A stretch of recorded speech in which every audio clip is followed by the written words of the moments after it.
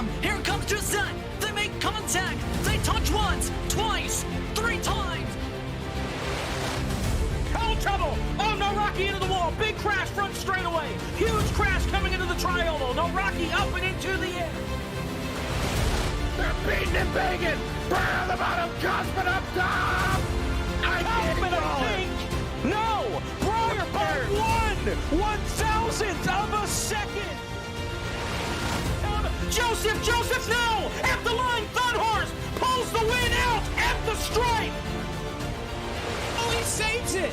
What's going to happen here? Here comes the canvas! Get your foot there! He got it! He's got it! He's got it! Canvas is going to win!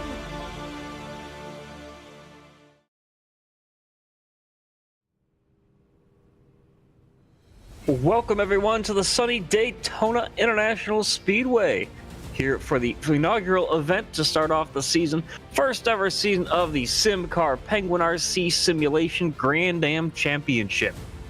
Drivers set with 15 minutes of qualifying behind them to set today's grid, and looks like we got a full field of 42 cars, including 9 GT or LMP2s, as well as the rest of the field being filled by a mix of Pro and Am Class GT3 drivers. So field starting to grid up on the backstretch. We'll look real quickly through the starting lineup with Blake Reynolds and Josh Klog on the front row, then Dan Nels and Matthew Powers on row 2, then Sabian Ragster and Lance Nasir, followed by Jeffrey McConey and Robert Lowry on row 4. And the last qualifying LMP2 was Joey Masowitz. Starting in 10th position, the first GT car is Morgan Burkhead, and Fanning and Reglia, followed by Gonzalez and Tires. And then you got Ray Kingsbury and Matt Kingsbury there. The Kingsbury's on row number 8.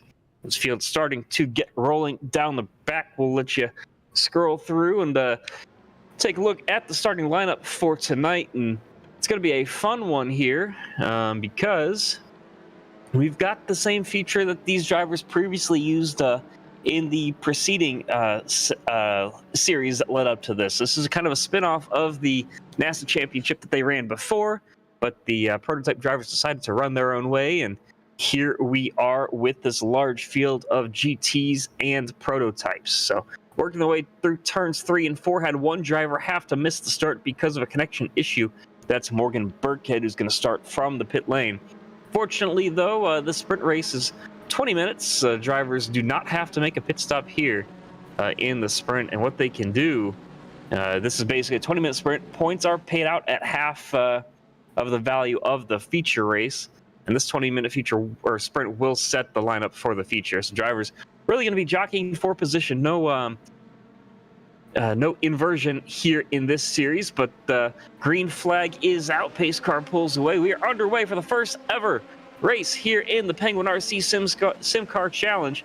To dive into turn number 1, and it's going to be the 66 of Blake Reynolds holding on to the lead early. Side by side then for second, that's Klog and Nels. They're going to stack things up. That Penguin RC car out in front, driven by Blake Reynolds, looks really fast, really racy, so he starts to pull away. But a big gap then back to the GTs, who are now underway as well. So got a crash in the back possibly. And then Electric, no, everything is all good. Just some very hard racing back behind. Everybody continues underway. There is a crash, actually. That's one of the prototypes that's around. And they take it back to the pit lane. There's a couple of cars there involved. The 37 was one of them.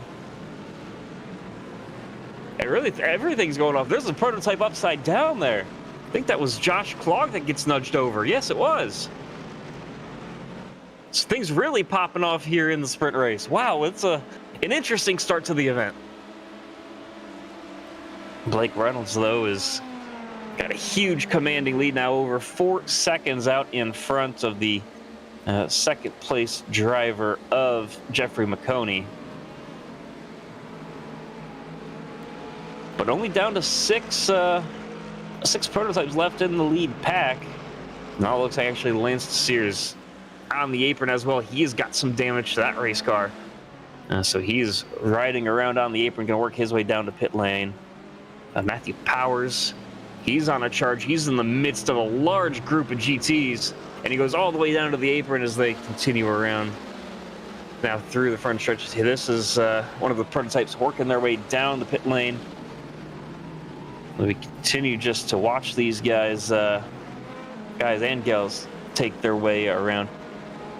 Looks like Cody Cosgrove coming over the radio. He's not too happy. Something must have happened to him.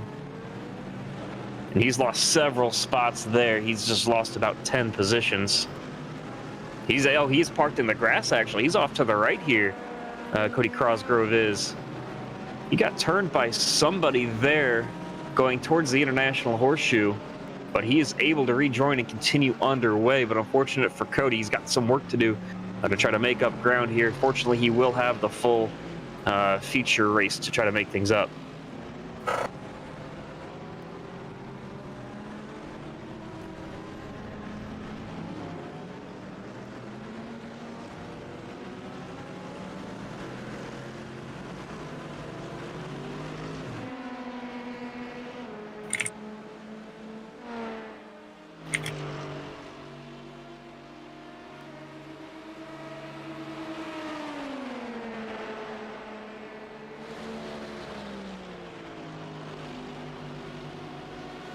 New fastest lap of the race has been set by Blake Reynolds. And that comes in at a blistering 133.2, over a second faster than just about anybody else in the field.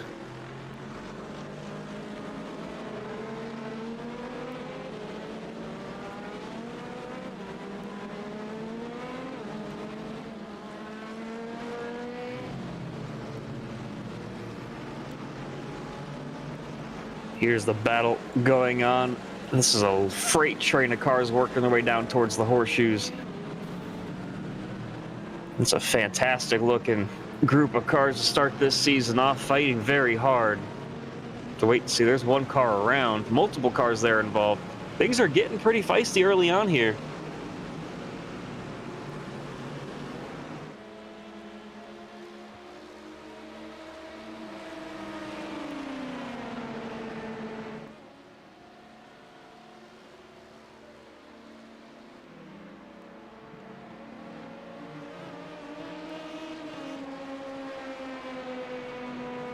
Take a look. That might have been Savian Ragster or Alexander Ball, one of those two cars that went around just a moment ago.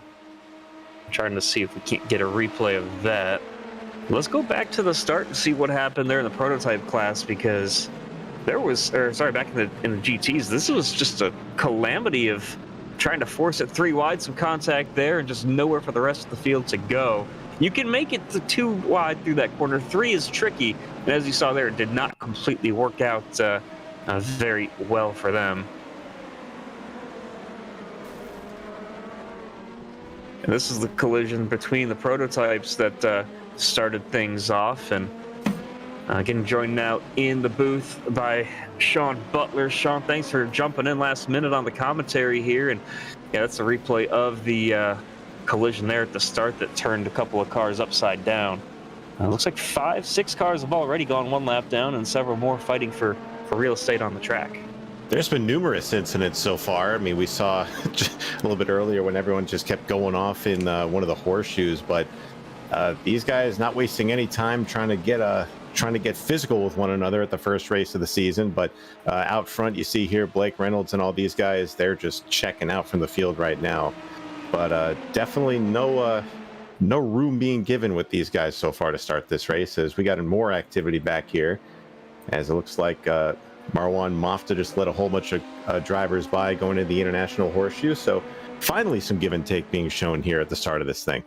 Now this is a look at P3. Jeffrey McConey helping giving a draft to Robert Lowry there. That's the battle for the 3rd spot here in the sprint race. A couple of drivers, looks like Savian Ragster looks like he might be having a little bit of fun. He got an off track just a moment ago, but looks like he collected it, and so he's going to continue underway. No harm, no foul. But here's a look at, I believe this is your leader, yes, of Blake Reynolds. champion from, I believe it was last season or 2 seasons ago over in the NASA Sports Car Challenge. He comes over here in the prototypes and he's ready to win. This is a track I think most drivers are very familiar with. Daytona is one of the most popular ones on the iRacing service, and for good reason. It's got a good mix of challenging corners as well as just flat out speed areas, and definitely a fun place to watch a race.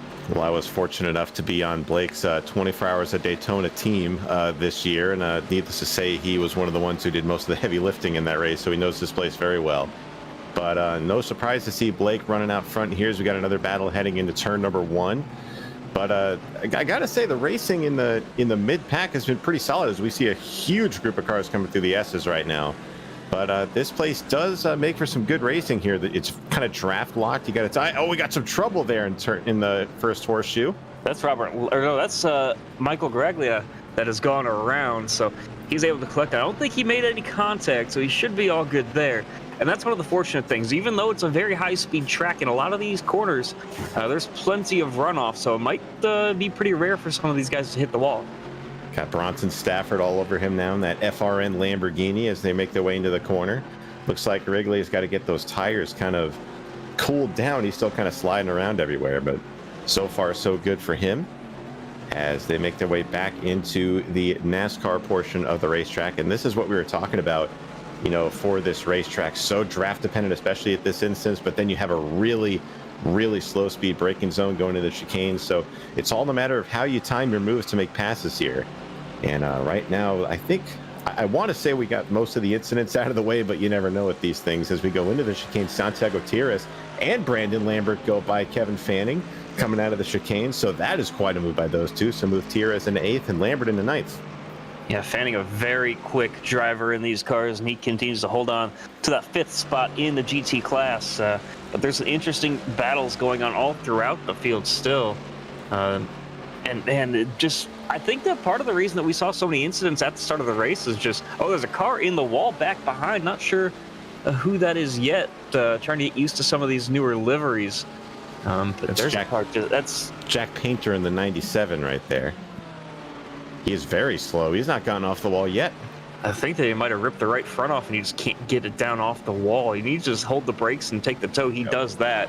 And unfortunately for him, the cars will reset when we get to the feature event. So for some of these guys, they're going to have some work to do when we get to the feature, trying to work their way through the field. But, you do have that second chance, and you can hope that the other drivers have the mistakes that you make in the sprint.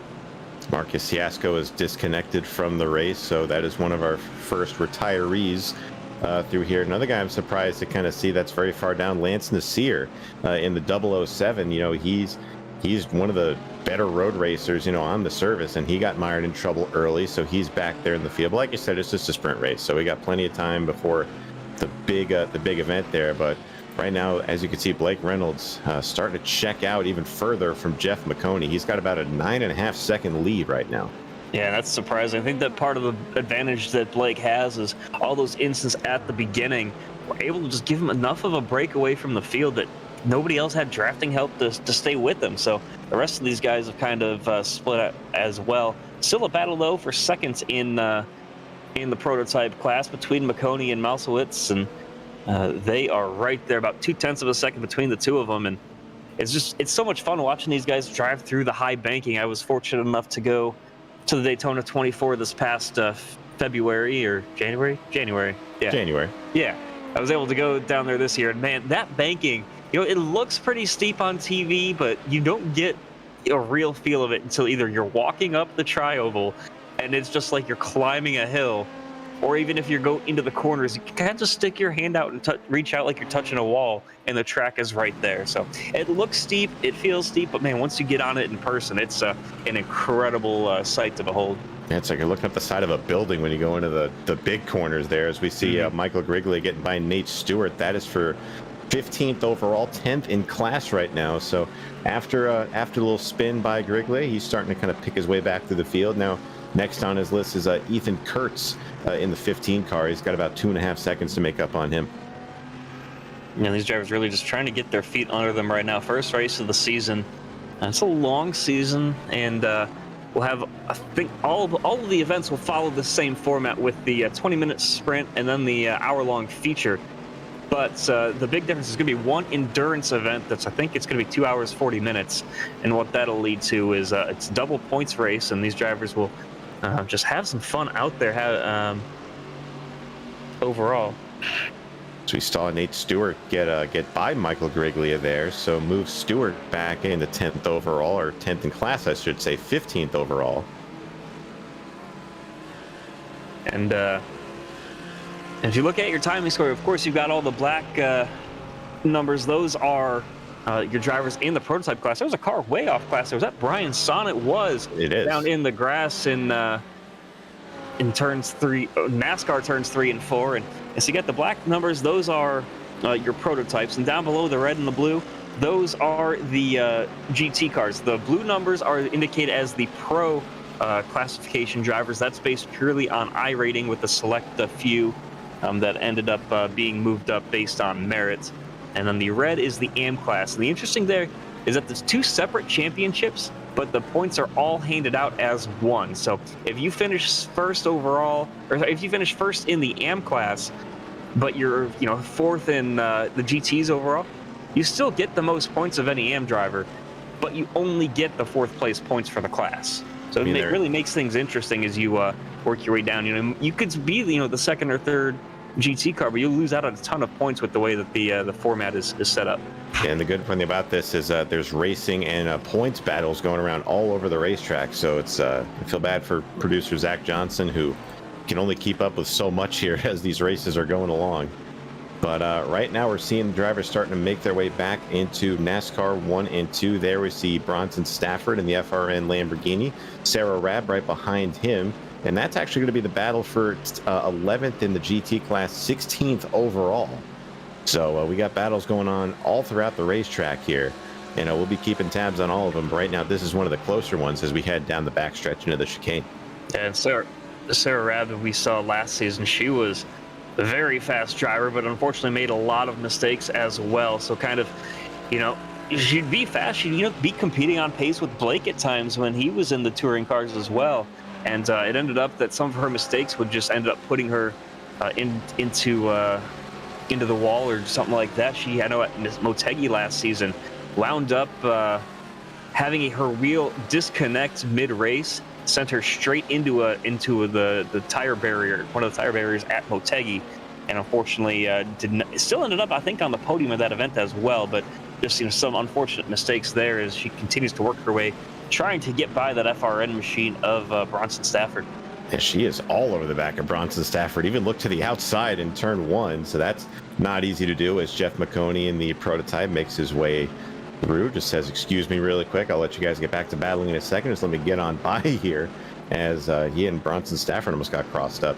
But that allowed Stafford to put a little bit of time as we see Joy Masterwitz coming by these guys now. And this is where the interesting part of the race comes in. These prototypes hit the lap traffic, and these guys can gain a lot of time, as we see just ahead of them, McConey getting kind of jammed up with Michael Griglia.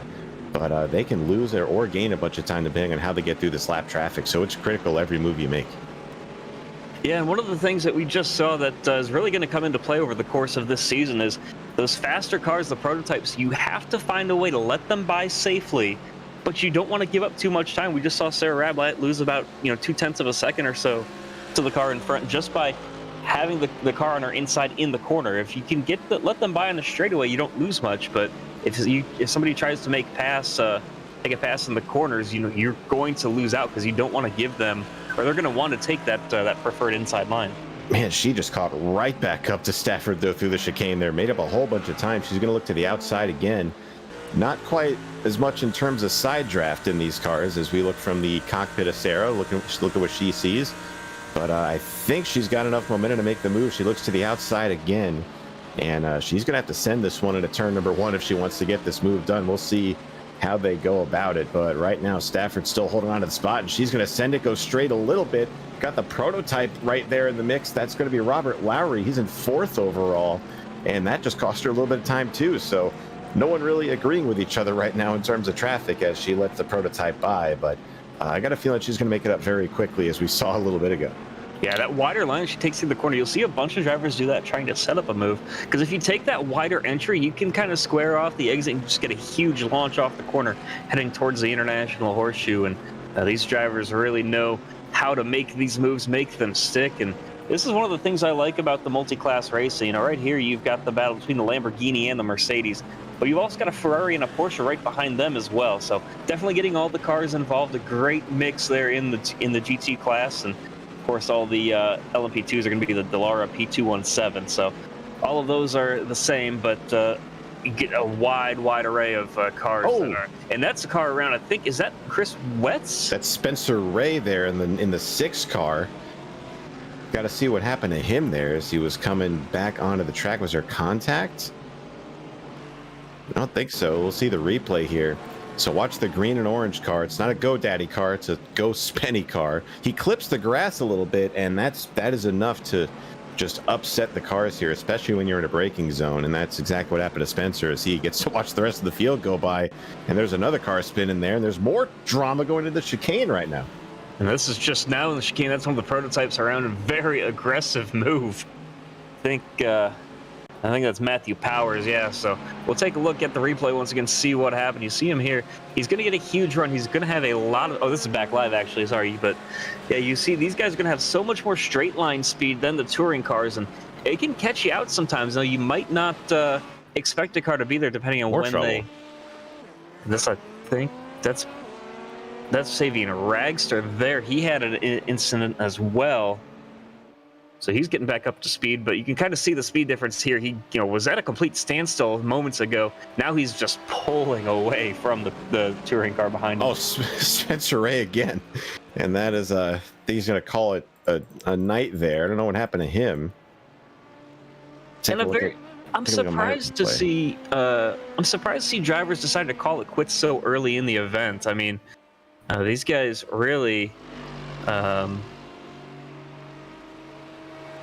You got a minute and a half, so... Well, you got a minute and a half, but you've also got the full feature that's worth double the amount of points in the race, so... You got the entire second event coming up to get you more points. We see Blake Reynolds still just pulling away. Last time we checked, it was a 9-second gap between he and Jeff McConey. It's now 11.5 seconds. So depending on any type of catastrophe happening, I think Blake's got this quick heat all sealed up as he has taken the white flag here. 1 lap to go here at Daytona. And an 11-second lead in the class. So I think that some of these drivers are just kind of getting their feet under them, feeling, kind of taking a breath, and just going to get themselves ready. They will have a 10-minute warm-up to get their cars acclimated to the full fuel load. And as you can tell, the shadows are getting longer. We're getting closer and closer into the evening.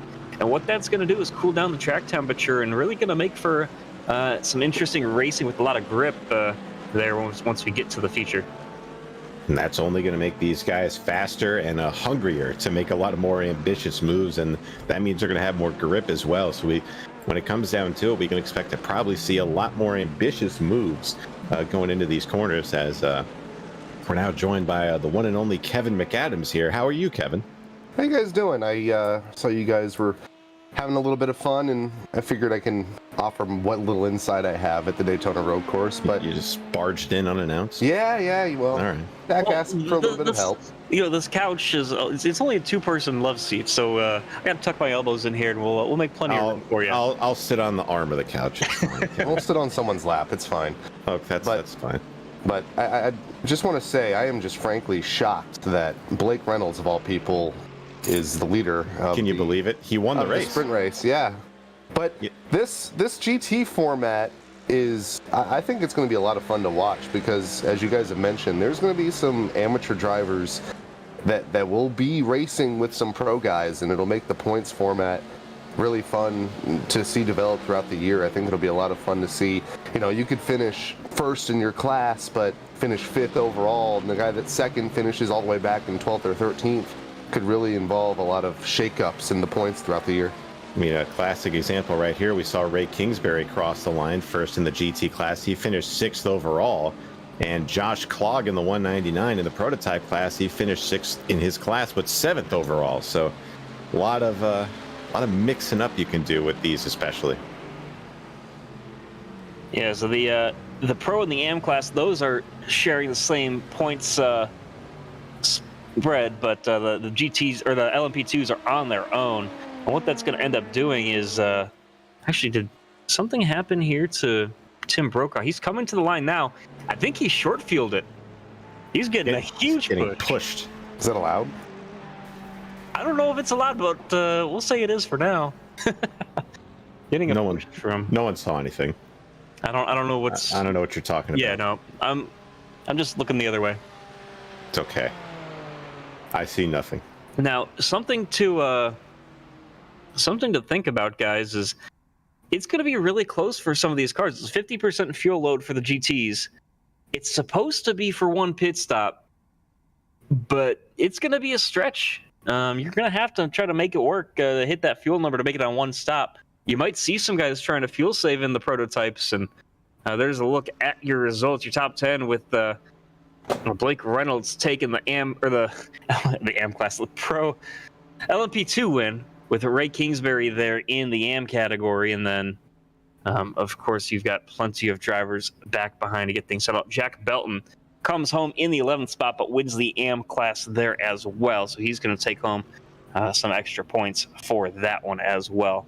And that sprint race will set the lineup for the feature, but for now, these drivers will have about 10 minutes to get themselves acclimated to having more fuel in the car. And what are you guys thinking looking forward? I mean, I think what we talked about earlier is going to play out with this. I mean, it's going to get cooler now, as you said, as this race goes on. I think there's going to be a lot more, aggressiveness if we didn't see enough already at the beginning of this race. But I don't know. I think it's going to be a good race. I mean, these guys want to kick off the season, with a bang, give the fans a good show, and I think they're going to do just that.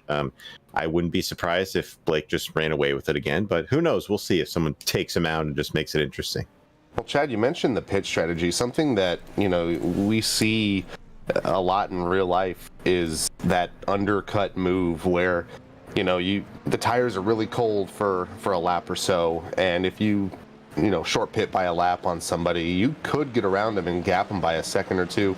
With this GT field being pretty close, I think the prototype class will be a little bit more spread out, but with the GT class the way it is, with the pros and the amateur classes, I think we will see a lot of shakeups on the pit road, whether it be strategy or whether or not they want to try and get some positions gained by making that strategy call a little bit early. We'll have to find out, but I like the night racing here. Nighttime's always the right time here at the road course. No, you're just eager to bust that one out, weren't you, Kevin? Nighttime is the right time. I don't know what you're talking about. Guys, I got to tell you, as I mentioned earlier, I went to the Daytona 24 this year. You did too. I thought about, Daytona, going to Florida. It's going to be nice and toasty and warm. No, I was sleeping in a tent. I had about 5 layers on inside of my sleeping bag just to stay warm. And yep, it was not a fun one. I don't know if it's Florida is false advertising. I don't know if it's just pure coincidence, but for some reason, the coldest night of the year ends up being the Rolex 24. The 24. Yeah, yep. It really is. Like Jake Poulin, everyone knows Jake Poulin, iRacing employee, lives in Maine. He comes down for the Rolex a few years ago, thinks the same thing, and he just says, it's a completely different kind of cold. It's a very humid cold, so 40 degrees here, it feels like you're about to lose one of your limbs. So yeah, next time you come down here, have a blast, but wear a jacket. It's very much going to be in need. I brought the layers, I brought the long johns and everything, but man, I didn't think I'd have to wear everything at once. Yep. The best night of the trip was the night after the race. I was able to crash in my buddy's RV because some of the other guys took off, and you know what? I might have slept on a hard floor, but it was definitely better than sleeping out in the cold. At least you were comfortable in a way. Exactly. Programming note for you guys: 2 weeks time as we race every other week here in the Penguin RC Simulation SimCAR Grand Am Championship. Racing at Watkins Glen on the 25th of August. Same time, same great channel. But Watkins Glen the next race, and it's gonna be a fun one. These guys always like going to Watkins Glen. I'll have to see which layout that we are running there. I hope it's the boot. I bet a lot of those guys hope it's the boot.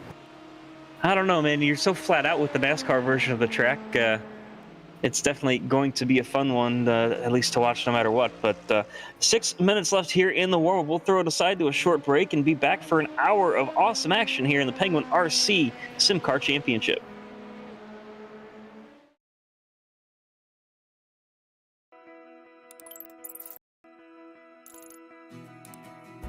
iRacing is a sim racing game that combines a true-to-life racing experience with an online community of virtual racers from all around the globe. iRacing offers a multitude of officially licensed cars and tracks, laser scanned with millimeter accuracy. Their car models and mechanical systems are based on real-world physics, engineered in cooperation with manufacturers and race teams. Their skill license system ranges from rookie to pro, ensuring members are always pitted against those with similar skill sets. Members are able to sign up for a weekly race series, compete in time trials, host a private race with friends, and participate in racing leagues created and run by the community. With over 170,000 members, iRacing works in partnership with renowned motorsports organizations like NASCAR to deliver virtual races based on the real-life NASCAR Cup Series, as well as many other series on the NASCAR ladder. iRacing also features team racing, providing a variety of options for members to create and manage their own teams. Race with friends or real-world teammates in full-length endurance events like the 24 Hours of Daytona, Spa 24, or the Bathurst 12 Hour. Additional partners include IMSA, World of Outlaws, Supercars, and IndyCar, allowing members to race in their very own Indianapolis 500, Bathurst 1000, Chili Bowl, and many more iconic events. This is iRacing, delivering the most authentic racing experience short of getting into a real race car. Sign up today at iRacing.com.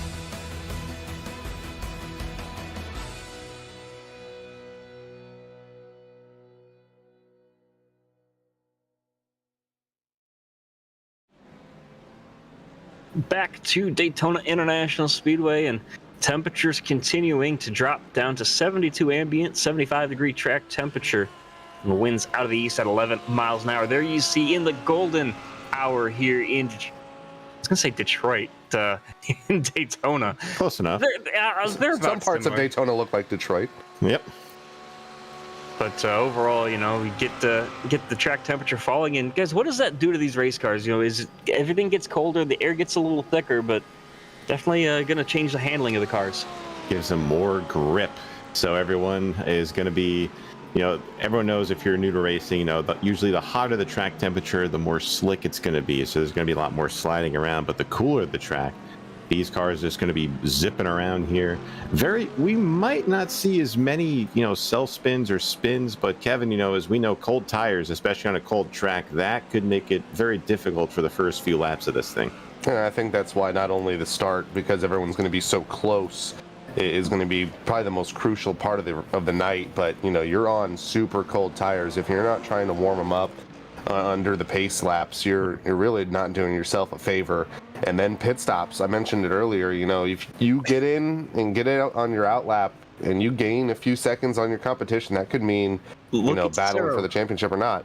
Look at Sarah Rabb getting some heat into those tires. They're going to be toasty. That is a method. I don't. That is an illegal method, but it's a method. I don't think the admins will be a big fan of that if she did that on the pace lap. Well, just don't do it on the pace lap. That's true. Do it in the pits where no one can see. And these guys really, you know, some of them try to make the most of it. And a lot of drivers, actually, I'm surprised to not see taken to the track, because you're going from a lighter fuel load, something only big enough for 20 minutes for the sprint. Now you're going to a full, actually a half tank or so. So you're not losing too much, I guess, but you're still going to be, you know, putting more weight in the car with that added fuel. It's going to change the handling, both with that extra weight as well as the between the added weight and the as we talked about, the temperature cooling down. So, and it really adds another dimension too, because these guys have to calculate, you know, how much fuel they put in during the pit stop, just depending on, you know, how they want their car to behave, or, you know, and that'll only cut down drastic seconds off of their pit stops as well. So use this phrase a lot, which I hate, but it's going to be interesting to see who goes with what strategy when the pit stop does eventually come, and we'll see how much of a dividend it pays in the end of the race. So I'm pretty sure a lot of them that aren't on the track right now are discussing that strategy amongst their teams, and we'll just have to wait and see how it works for them. I think as well, there's going to be not only a difference in skill set, but some of these guys have a little more experience in the strategy department for road racing. Guys that run this more often than not. But we have a lot of I would say oval regulars running this league, supporting Lambert and Blake Reynolds' league here tonight, and they might have to play a little bit of mirror and just see what other people around them are doing. But like you said, Sean, it'll be interesting. We'll just have to wait and find out where everything stands and how long a stint really is. And do you take tires? I know during the Rolex 24, a lot of the times, especially in the prototype class, they never took tires for their first stint. It wasn't a net gain on time. So we'll have to find out if they do that here in the cold temperatures tonight. And by the way, guys, I just got done talking to some of the R-Design drivers. We saw one of them run out of fuel at the end of that sprint race, and from talking to them, it might have to be a two-stopper. So, going to be desperate to try to make it on fuel, and you're going to see somebody, I think, try to turn down the fuel mixture and stretch it out. There you see the starting lineup scrolling by your screen right now, and if it'll be interesting if it's a two-stopper. So I guess would they be able to stretch it for a one-stop? If they save for a bit, I don't know. So that's going to be one of the variables we take into this as we see the starting lineup wrapping up. See where your favorite driver stacks up here as the field grids up on the backstretch. We're going to get ready to go in this thing. And just as a little correction, there was an issue with the session, the way that the race was set up. You did see some drivers of the prototypes further back in the field. They're going to end up getting promoted here on the pace lap to the front of the field. That way that they are in front of the GT class. So those guys going to benefit from that. And something that some of these drivers have to think about is, last season here in the championship, it was a 45-minute race. So they've added 15 minutes onto the feature event. Just have to see how it all plays out. There you see some of the prototypes in the background trying to catch back up. Or get set to get rolling for 1 hour of fun. Lance Nasir is going to be one of the guys that are coming up for the back of the field here. He's definitely going to be one to watch, Kevin. Got a few dead zone guys in here as well. Blake Reynolds, Lance, a couple others. Not Santi. I don't know why I was thinking him. Michael Guerrilla. So a lot of accomplished guys here. We're going to see just how big of an advantage they'll have in these cars. But definitely these prototypes are going to be something to watch for this one. And we already can kind of see it. We are going to have a split field start, just like they do here for the Rolex 24. So about 10-12 seconds behind our prototype field as Nasir finally catches up. And we're going to be going green very shortly. That GT field stumbling out of turn 4 as well. The green flag in the air underway with Blake Reynolds leading the prototype class, and trouble. away, and Savion Raxter gets turned going into one, gets the pit exit. Oh, don't you do that! Oh, nope. Man. Almost came right back into the field. That could have been very bad. Thought there was a bigger gap there. That was a scary moment for sure. I'm going to take a look and see what happened on my replay here. He just got turned. I can't tell who that was. It looks like Josh Clogg just got in there too ambitious and just turned him around. So that's something you definitely don't want to see on lap 1, turn 1. That's why we have a gap between the prototype field and the GT field, just not enough. Nearly went right into our GT field leaders. Joey Maskowitz is around. Another one off the track. That's Matthew Powers out of the International Horseshoe. Right in front of our GT leaders again. He's going to be stuck. He looks like he's going to settle maybe 3rd or 4th in this GT pack. These guys are just trying to get settled in, single file. Now Maskowitz has to recover, not only catch the rest of the field, but get around these guys before the bus stop on the backstretch. Most likely going to do so. And if I've learned anything from watching this race so far, you don't want to be in a prototype pretty much. I mean, they've had instances at both starts, and it's been some struggles throughout the field. Ooh, Nasir did not get a good exit of the bus stop. He's going to get passed by not only Dan Neese, but Josh Clogg as well. They go to the outside, and they're still trying to negotiate. Robert Lowry has a bit of an issue as well. He's going to fall back a little bit. Not sure what happened to him. Now these P2s do not have the energy saving and curve system that the LMP1s have. So these guys, it's not like they have a push-to-pass system or DRS or anything like that. They were just flying past other prototypes at such a breakneck pace. Got one on pit lane already. Matthew Powers in the 37. There you see him driving through every pit stall, getting into his stall. So an early visit down pit road for that team. You don't want to do that, as we see another one very slow. Is that Santi? Oh, Yeah, he is disconnected from the server. He was what in the world? He was up there? towards the front. He was running 4th in the GT class overall, 3rd in the pro category. So something must have happened to him. He was really slow entering the road course portion of the racetrack, and then through 1 and 2 just decided to park it and hit the old Alt F4 button. So tough break for Santi. I would say he's just a top driver in pretty much anything you put him in. So that's really unfortunate to see that early. While it is a longer race here, there are no yellow flags. We will see those when the one endurance event of the season comes around. I believe that's a race that's going to be at Spa again this season. I'll have to double check the schedule on that one. Actually, no, the endurance race this season is going to be at Fuji, so it's going to be over 2-hour race there. And we will see, I believe, cautions similar to what we've seen in series like the Majors 24, where there's just a incident limit, and if you hit that number, the yellow comes out on its own. So definitely gonna be fun to watch. Oh, car into the wall. That's Brock Quinn. No, sorry, Bronson Stafford hits the wall going into the bus stop, and he is able to make it through quickly, but he's got a huge slowdown penalty. He's gonna lose a ton of time. Stafford was having a little bit of an issue in the opening race, as back up front here towards the front of the prototype class, Jeff McConey has been caught by Dan Neese and Josh Clogg here.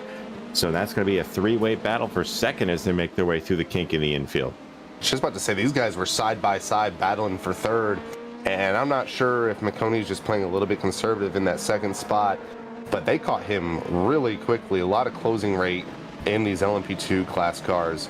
So now you got 2nd, 3rd, and 4th, probably separated by about a second. Then you got him another 1.5, 2-second gap to Lance Nasir in 5th, and he has been ripping off some really good laps so far. Started a little bit further towards the back of the prototype class, but in that Penguin RC, more of a silver livery than his teammate counterpart, who's running in the white livery, and Blake Reynolds. He's coming through the field. We're side by side again for 2nd.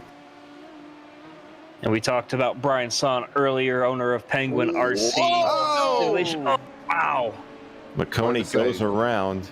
You don't go side by side there for a reason. I mean, it's only the opening stage of the race. We still got over 55 minutes to go. I mean, I don't see why there's any point in trying to race that. You just kind of got to let him go at that point. I was just about to say, we thank Brian, our sponsor, Penguin RC, but also McConey provided, and McConey Setup Shops provided all the baseline sets for these drivers, and you have to thank them for jumping on board as well. Unfortunately, Jeffrey go around there, but yeah, thanks to him for his partnership with the series as well. I think that just goes back to what we were talking about before, experience versus, McConey's been really fast. He's been 2nd on pace, but I'm not quite sure how much time he has as far as racing with others.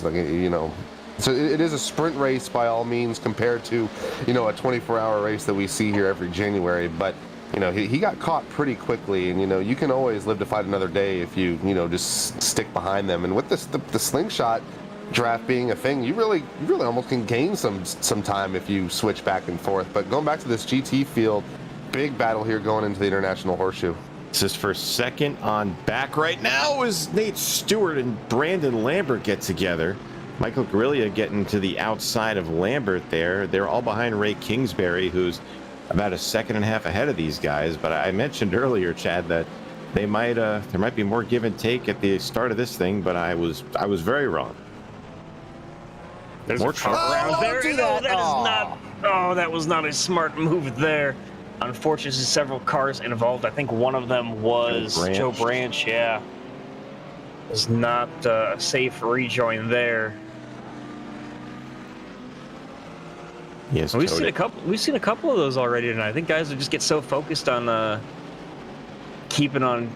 So many drivers just focused on getting the nerves out and under them and everything, and then they get on the track and it's just you get that tunnel vision, and you're just working your way across the track, and you just want to get back going. Unfortunately, did not check the relative, and that's what led to that contact.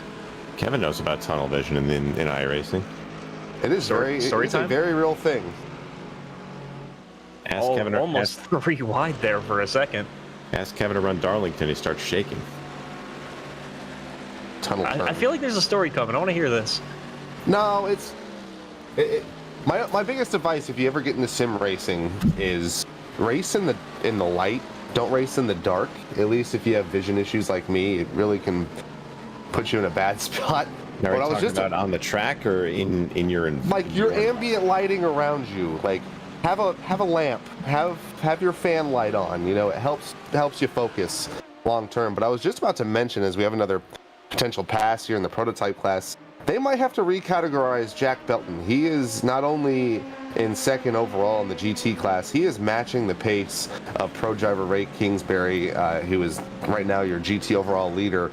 He's in the amateur class, but I don't know if it's possible. We might have to put him in the pro category because he is doing a fantastic job right now in that 17. Interesting note on that car of Jack Belton.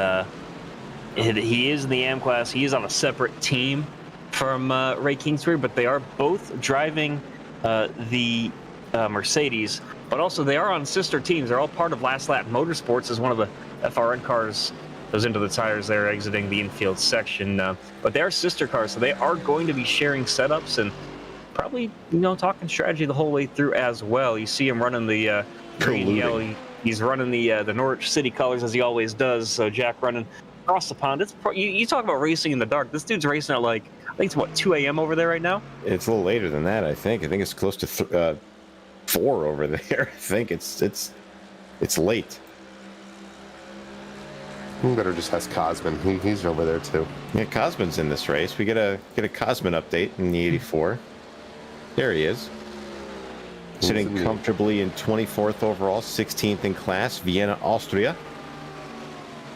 He's 30 now? Man, time flies. Gee. Yeah, he's same age as me. Well, God, you guys are old. Thank you, I know, Chad. I'm sorry. And by the way, something to note, we talked about the red versus the blue. Look at these two cars. The end plates on the rear wing, as well as the number plates on the nose and the sides of the car. Those are all red.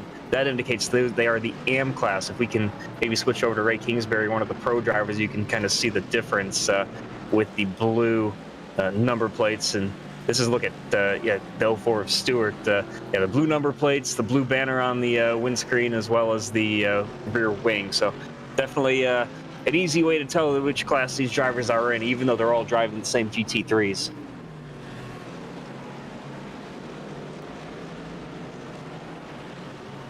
Blake Reynolds already starting to negotiate some GT traffic past Gary Freeman and Kenneth Askew. Freeman, I believe, was involved in that early skirmish in the International Horseshoe about 3 or 4 laps ago, but he's going to catch a considerable amount of drivers in the next 3 or 4 laps. I think it would be a safe bet at Vegas if you put money on Blake Reynolds. You probably wouldn't get a lot of return if you gave him the win, but anything can happen. We've seen not only in these sprint races, these GT series races all across the iRacing surface, but in the 24-hour race, anything can happen on the infield with this traffic. So he's got to negotiate these GT cars with a lot of precision and just be careful. He's got a substantial lead right now over Dan Neese, so just take care of the car, take care of your race, and I think he'll be fine. Is that purple light there in the real? No, that's what I'm talking about. That's Alexander Ball. It's Ball. It is Ball. It is Ball. It is Ball. I was like, did this guy invent the telephone as well? Let's do it in a Ferrari. Get your phones out. Get your phones out that I invented. Let's see what happened to him. Thank you, Zach. Eventually, there we go. Splash graphic first and then the replay. So it just gets on the rumble strips, Kevin, and it just upsets the car, and it's over from there. He almost saved it as well, but that was very close for those first drivers through. and he was just barely enough off the racing line to not collect anybody else. Yeah, I love how we were looking at Blake, and then all of a sudden we just see a car just parked. Yeah, let's see Zooms what by the Blake camera. saw. Looking over his shoulder here, and yeah, blink, you'll miss the ball machine right there. There you go. he barely got a glimpse of him as he was entering the bus stop, but fortunately enough was able to he took a much wider line than whoever that the GT in front of him was, and fortunately enough though nobody else involved in that single car spin. Is that purple light there in the real car, you think? That one on the wheel. Oh yeah. Yeah. What? I mean, Why is it purple? Why not? It's easier on the eyes. That's a Yeah. good question. It's ironic because I mean, we have you like, have blue you seen light the Ford filters. GT at night? It's pretty much like just a whole entire slew of colors in there. And we just need to give him the underglow. That'd be really cool. That is one of the cooler things. Obviously, you can't really customize it in iRacing, but in real life, you see the most fluorescent of lights separating the cars, which makes it easier to follow, especially at night. But this is what I was talking about. A lot of pack racing in this GT field. So if you're a prototype, you just got to negotiate it just as carefully as you can right now. A lot of yellow around the track here. Let's shout it out, Jack Belton. He's now fallen back to 4th in the overall class. He's still number 1 in the amateur class, but Guerrilla in front of him. Nate Stewart has done a fantastic job. He has now made his way up into the 2nd spot. Josh Clogg is on pit road from 5th overall in the 199, so we have an early pit stop there. So I'm guessing Chatty's going to be one of our 2-stoppers. Possibly. The thing is, I know that the 2-stop applies to the GTs. I don't know because the prototypes have a 75% fuel load. So I would think he might just be trying to short stop it. Yeah, he was in his box for 14.3 and back underway. So he might be good to the end here. He might just be trying to stretch this field as long as he can. But to say, this might be just running the race backwards. Do what the guys around you aren't doing, and separate yourself. Maybe be away from the traffic when the rest of the guys are. Maybe make up some time. Yeah, so Blake still leading the way in the overall. Then Ray Kingsbury leading the pro class, and Belton the AM leader right now. And we talked about Jack. He's lost a couple spots, but he's still got about a 10 or 15 second lead over the next AM class driver of Ethan Kurtz. Really happy for Blake. He's never really one that races up front a lot. He's usually sitting around the middle of the pack or so. But really good to see him finally putting an entire race together so far, and he's really opened up some eyes, if so to speak, in this race. So very good job, well done by Blake so far in this thing. I like how you say he's put an entire race together as we're not even 25% distance yet. Mm-hmm. This is about as long as he can go to put an entire race together. He usually wrecks at this point, so I'm proud of him. Well, fingers crossed he does. Oh, man, just ahead of him, though. What is happening here? Nate Stewart and Matt Kingsbury. Kingsbury just threw it into the corner there under Stewart, and Blake's got it navigated. 3 wide into the kink? Oh, man, that's tight. They're not going to do it now, are they? There's no way. So they see Blake is there. They'll hopefully give him some room as he sneaks underneath there. And again, this is what we were talking about, is he's got Michael Grillia. He's probably in the same team speak as him with all the dead zone guys over there. But they get around there, no issue, and Blake sets sail, and now all these guys have to deal with it. This is all a battle for 2nd overall in GT, by the way. Ray Kingsbury is checked out from these guys, but from Guerrilla on back, this is all for position. Yeah, it's so much fun. Once you get onto the ovals, you can just watch these prototypes try to weave through. You see them duck in and out of line, trying to use that draft as much as possible. Here under the bus stop, too wide. That's one of the Audi Sports Slovakia cars. I think that was that Marwan Mafta maybe that was in there, and man, these guys just doing their best. I think that actually Matt Kingsbury there, the yellow and red machine.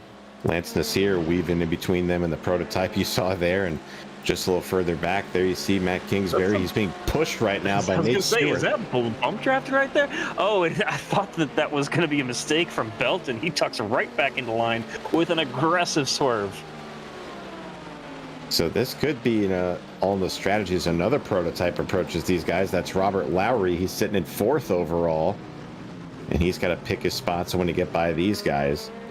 But an interesting move there from Belton, by the way. You saw how wide that going into turn 1 that I think that was Stewart was. I thought that Belton might try to capitalize on it. Instead, he just kind of stayed in line and didn't even think about making a move. I mean, it could be a strategy play because, as you mentioned, these GTs have a little bit lesser of a fuel load than normal. So maybe Stewart's just kind of wanting to stick in the draft there, maybe save a little bit of fuel. Who knows? But or maybe he's just being patient. We'll never know. We need some radio communication for that. But right now, Nate's just kind of biding his time. They kind of all are. They've calmed down since they were all getting together in 1 and 2. Grilly has kind of pulled away a little bit from this group. But right now, this is by far the closest grouping on the racetrack for position.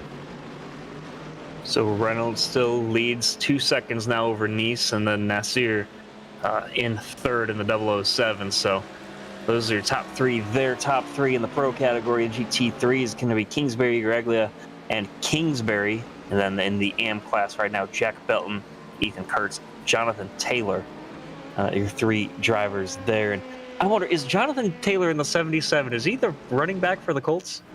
It is not the Jonathan Taylor now in the NFL. I hate to disappoint there. That is not him. He would be in training camp right now, I think, if that were him. Although it might be a little late there, but who knows if they have later practices there or not. I don't know. I can tell you that one of my neighbors up the street actually is a player for the Colts, so I know exactly when he goes to and comes from practice because you can hear his truck from about a mile away. There you go. It's an alarm. As we have a battle right now going into turn 1, Morgan Burkhardt and Ethan Kurtz. This is for 17th overall, 8th in class. Kingsbury and Garaglia side by side here going into the International Horseshoe. That's Kingsbury on the inside, and he's going to get the spot move up to second right behind his brother. So twin brothers there, first and second in class, and Matt Chine is about 6.5 seconds behind Ray for the moment. Oh, a little bump there from the prototype right behind them. That's Jeff McConey. Now, is that a Mach 5 speed racer car from McConey? I really like that. I thought it was. I haven't really gotten a chance to get a closer look at it, and indeed it is. Beautiful. That's my favorite thing about iRacing. You see some guys come up with some very creative and just very good liveries. I've come up with some really dumb ones. You know, I beat Ray one time in a league race where I was driving a car from the side. It looked exactly like a Big Mac. There you go. It was just the best thing ever. And that's the one race I've really ever won on iRacing. So that's why I'm up here in the booth. I don't drive. I just talk about driving. I think the term you use, creative, is perfect for just the variations of cars you see on trading paints. You'll see stuff that you're like, oh, that's really cool. It's stuff like, what in the world is that? So it's a large spectrum of stuff you find on the racetrack here in iRacing for sure. That iRacing permits, though. Got a rigorous approval process in order to race stuff. You can't just throw whatever you want on a car. I'll say you see plenty of Hatsune Miku and Natasha cars, and just some people come up with some very unique things to their designs. Unique is a perfect way to put that as well. My favorite though is when you put a Formula One livery on a stock car or something like that. You know, something you'd never see in the real world. Or they just stick a big old carbon fiber texture on a car and then just say, okay, that's good. I like that. It's weight reduction. You don't paint anything. You just get it going. But as we cross the 1/3 time mark here in the race, 40 minutes remain, but we're going to take a short break and be back with the final 40 minutes here of the opening round of the Penguin RC Sports Car Challenge.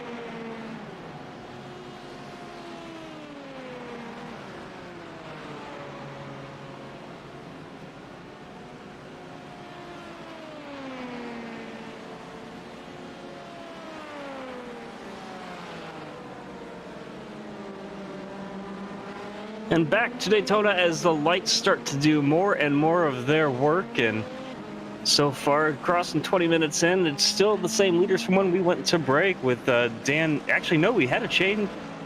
Yeah, so now Dan Neese? Yep. I'm showing us out in front. That was a change. And that maybe Blake going to try to save some fuel here. But man, these guys really are going to see a shakeup here through the stands. So Dan Neese now leads the overall with Matt Kingsbury there, and then Jack Belton, the AM class leader, still. 3 drivers, by the way, did not take to the grid here into the feature, and those 3 were Spencer Ray, Marcus Siasco, and Sarah Rabb. Those 3 drivers did not grid here for the feature race. Some trouble there we saw from Matthew Powers there in the 37, and also more trouble a little bit further back is Justin Robichaud just had a little bit of an issue in his BMW. So a lot of incidents happening right now, and a lot of drivers kind of hindering their races, so to speak. Got a few pit stops happening though, as we see more drivers ducking in. Brian Son is in.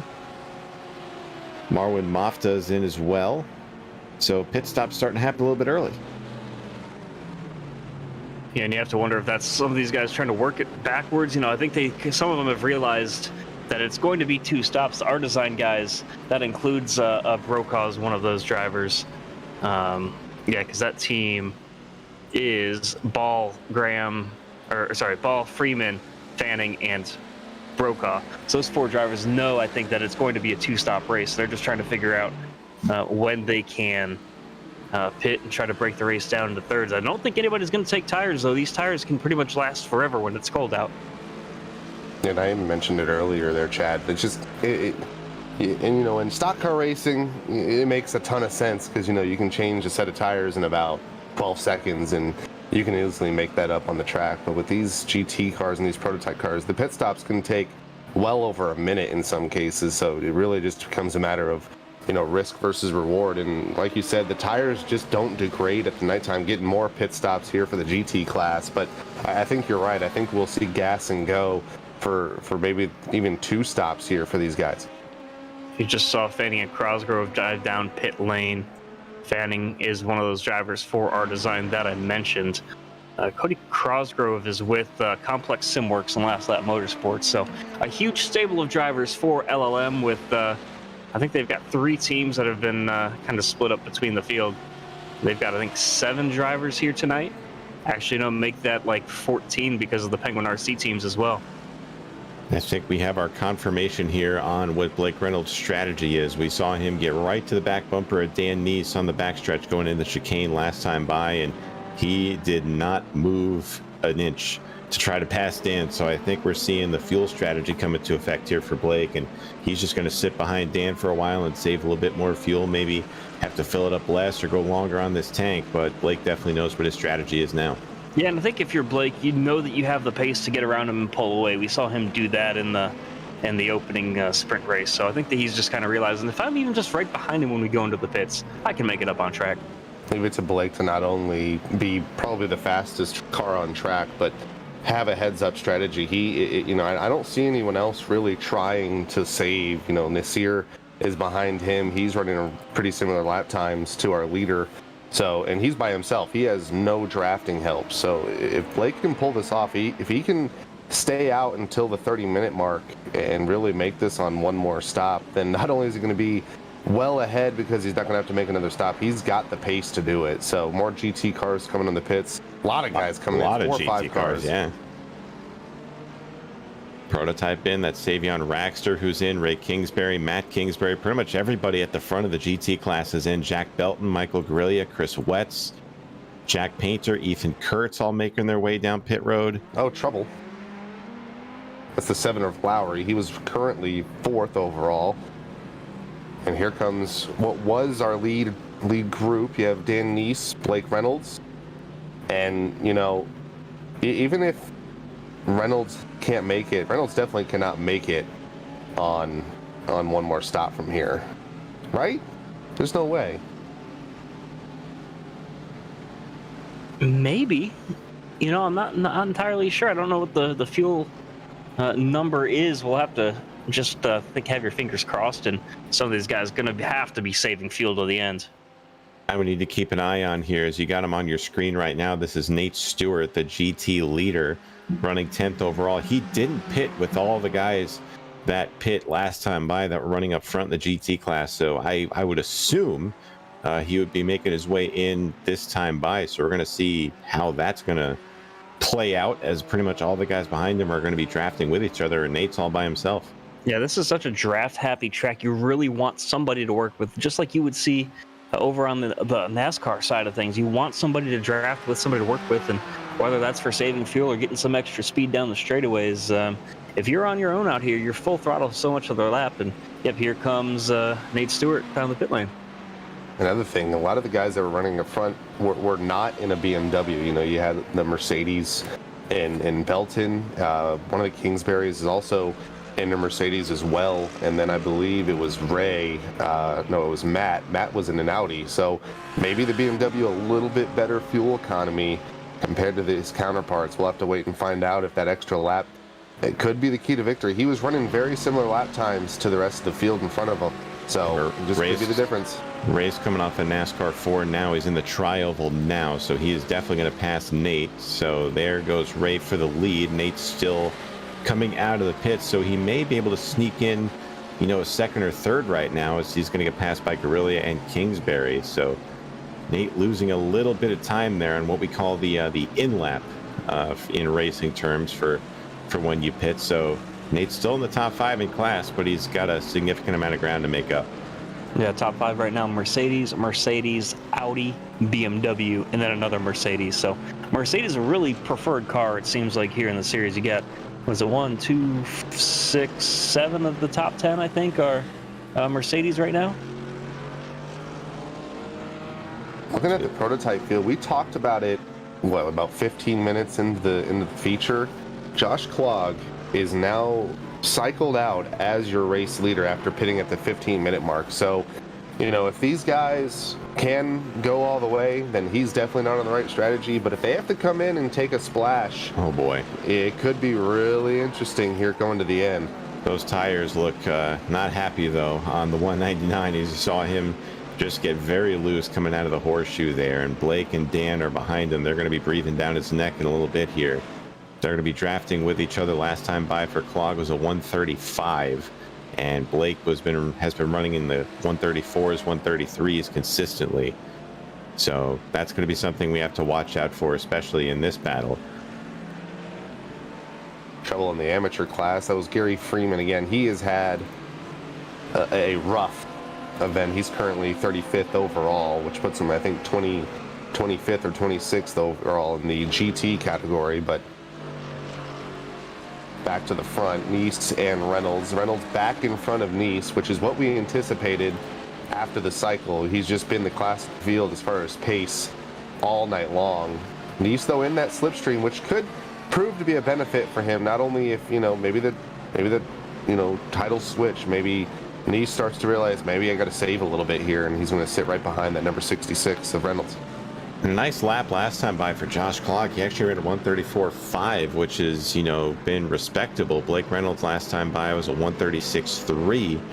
So who knows, if Klog can kind of keep that thing in as much clean air as he can, keep the tires on it, he might be able to kind of hold his position here with these as he's weaving his way through the GT cars, just past the 04 right there of Nate Stewart. And he's got his eyes set on Jack Belton now.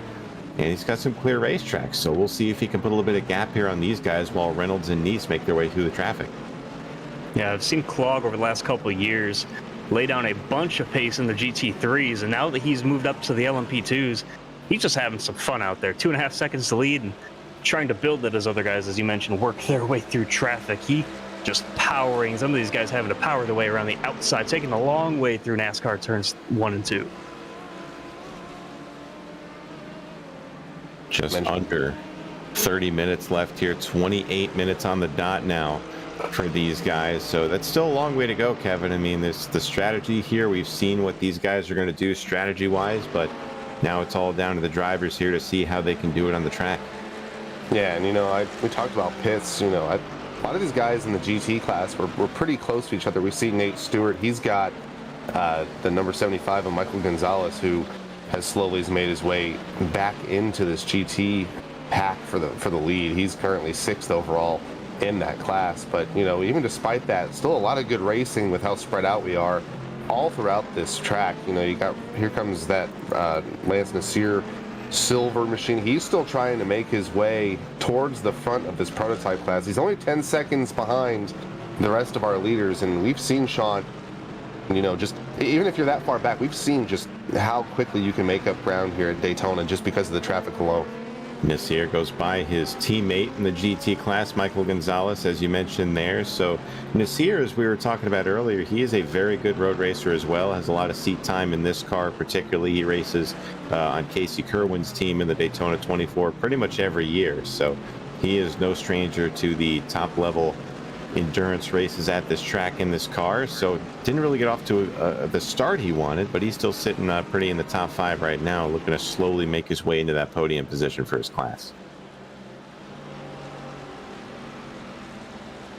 Got more side-by-side battles for position. Matt Kingsbury and Michael Guerrilla down into the bus stop. That was a change for position there. Michael had it. Matt took it. Oh, Morgan Burkhardt in the 702 passes Nate Stewart going into the chicane and got very, very loose in the middle and exit there. So that was a very ambitious pass. Got one off the track. It's Jack Belton. Oh no, that Jack was running so well all night long. I was up in the 4th spot. And now he's going to be losing a ton of time. I wonder what happened there. I think he just overcooked it in the bus stop. Got a little bit. Yeah, he got loose on the very tail exit of the bus stop. We'll get a replay of that. And it looks pretty clean up until about right here. Ugh. And thankfully, we've seen so many people overcorrect and just take a sharp right turn right into that safer barrier. And I think he made the right decision. He, despite not being now top 5 in the GT class, he is still our leader in the amateur category. Next guy is going to be Chris Wetz, a little bit further behind him, about 2 or 3 seconds. But he still has a lot of time to not only, make up the spots in front of him, make up time away from Chris Wetz as well.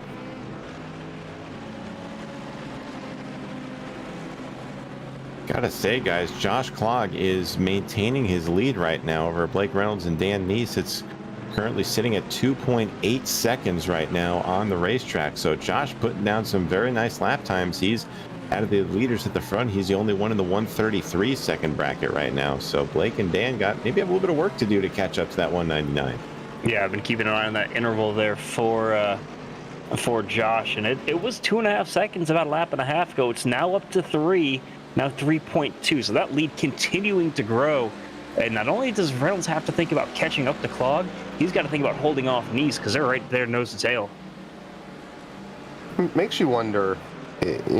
Blake is very experienced, especially in this car.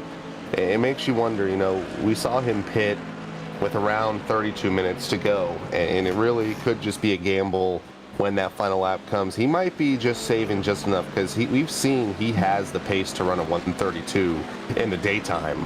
He can most definitely do the same thing as the fuel runs low here at night. So he might just be minding that gap. 3.2 seconds last time at the line. But like you mentioned, Dan might be pushing him a little bit harder than he may want. As I mentioned before, Ray Kingsbury and Matt Kingsbury still are 1-2.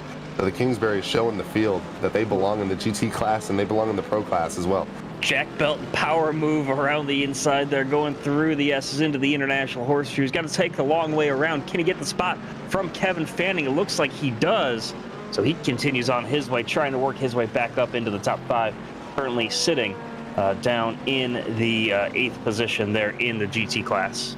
Now, something I was just thinking about, guys, for Josh Klog, since he pit a lot earlier than these guys, he could possibly have a lot less fuel in that car than Blake and Dan, and that's going to pay big dividends on the quote-unquote speedway portion of the track, because we have another one off the racetrack here. Looks like that's Gary Freeman in the 666 again. More issues for that Ferrari. But as we have Dan going by Blake again. And Blake's pitting. Blake is pitting again. By the way, you mentioned Josh Klog pitting early. His stop was only 14 seconds. That's compared to 26 seconds for Neese and the same for Nasir last time last time both of those guys came down the pit lane. That's a fuel only then for sure. If it's that short, which I think it's going to be fuel only again here for Reynolds. I think this is not his. This is his last stop. I think he saw what Clog did and just get off sequence and get away from the traffic that everyone else is dealing with. And I think this might bring in everyone else. And another thing as well, these guys just pitted. So if Clog wants to mimic this strategy, it's going to flip. He's going to have to take more fuel this time around compared to the rest of the field around him. 10.4 the stop there for Reynolds, and he's back underway. So yeah, definitely shorter stops there for these guys, and going to continue just to work their way, logging laps here as we get closer and closer to 2/3 of the way through this one. Definitely going to be a fun one to watch as we get closer. That stop from Reynolds opened the gap up to 3.5 seconds now for Josh Clog. So we'll see what he does now. So he had, I'm sure he got word that Blake is pit, so we'll see what the rest of the prototype class does. Dan Neese goes purple through sector 2 right there, so he is moving in that number 14 car now. But we'll see what Josh does. I mean, if I would probably maybe try to stay out a few, and he knows Reynolds has come in and he's going to bring that number 199 in as well. We'll see if Neese follows suit along with Nasir, and Neese will stay out. And by the way, something we talked about in the pre-race with the going into transitioning into night, we thought it was going to get colder. It stayed at 72. Track temperature stayed the same as well so far. But as this track gets more rubbered up, these guys are going to get more grip, as you see there. Josh Clog working his way into his pit box. Brandon Lambert just came down the pit lane as well. Lambo not having a fantastic night, but he continues just to work his way around this track. Bit of an update. We've been talking about the GT overall lead, but with Belton's mistake, Chris Wetz has now closed the gap to about a half second behind our amateur leader in Belton. You see that white and green 71. That is Chris Wetz in the Lamborghini. He is right behind the Mercedes of Belton, and with this slipstream, we might see our lead change. Never mind. Here comes Wetz into pit. Perfectly. It looks like it's going to be his final stop. So let's pay attention to Dan here with this in lap. So he needs, if he's pitting this time, he needs to put down a very fast lap, because as we were talking about earlier, when you're pitting, and especially in these cars and these events, how the lap you use to enter the pits is so crucial. As we see right there, gets held up by the GT car, the amateur class of Justin Robichaud. But that's going to hinder him quite a bit, because that's time lost on pit road as well. So we'll see how Dan, how he comes out of this pit stop, if he's coming in this time by, and we'll see. And not looking like he's coming in yet, so he's going to stay out there and stretch it. And by the way, guys, you talk about the pit entry being so critical. The pit exit, I mean, you got that wall right there you just saw flash by your screen, that wall on the right side of the pit exit lane. That can catch drivers out if they don't do it just right.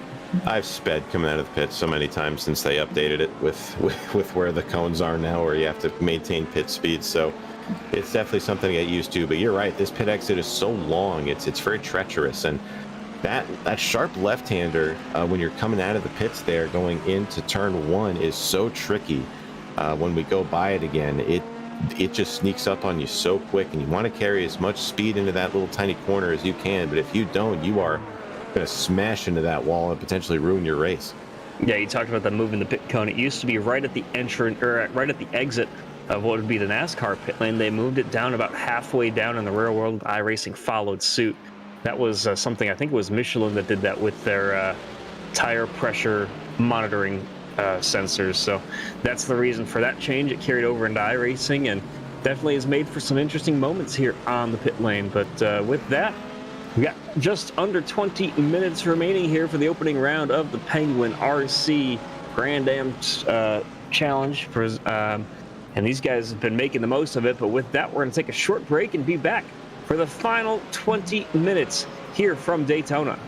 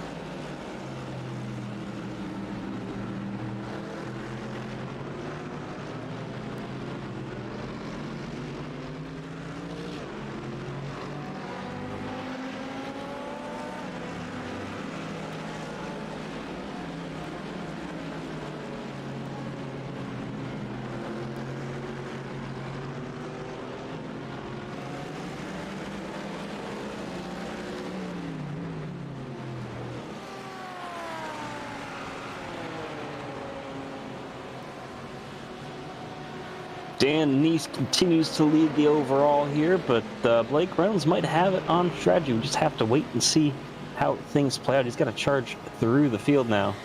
So he just came down pit lane. It's like Robert Lowry working his way down from the 4th spot, so he's going to lose some time here. But that's the update for the LMP2s. And Sean, what are you seeing down there in the GTs as well?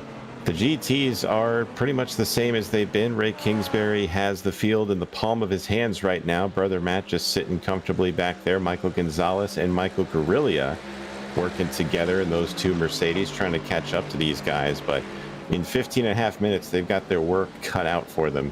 As now they're battling right now as Guerrilla looks underneath Gonzalez. That's going to be for 3rd in the GT class, and he will make the pass. And our amateur class, we touched on it.